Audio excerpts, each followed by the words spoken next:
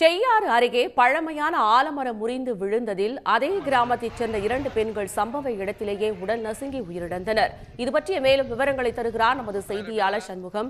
சண்முகம், இந்த விபத்து தொடர்பான முழு விவரம். நிச்சயமாக செய்யாறு அருகே கழனிப்பாக்கம் கிராமத்தில் குளக்கரை அருகே உள்ளது 100 ஆண்டுகளுக்கு மேலான பழமையான ஆலமரம் ஒன்று.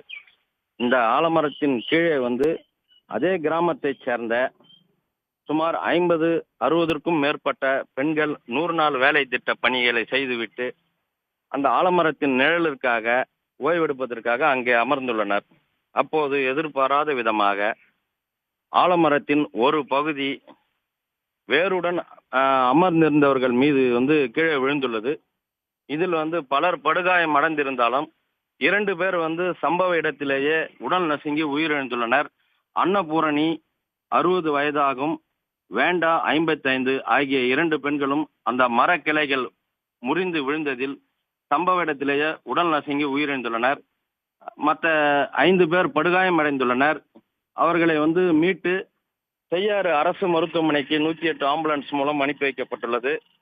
சம்பவ இடத்திற்கு செய்யாறு சாராட்சியர் மற்றும் வட்டாட்சியர், தீயணைப்பு, 2 ஜேசிபி வாகனம், கிரேன் மூலம் அந்த மரத்தை அப்புறப்படுத்தும் பணி தற்போது நடைபெற்று வருகிறது.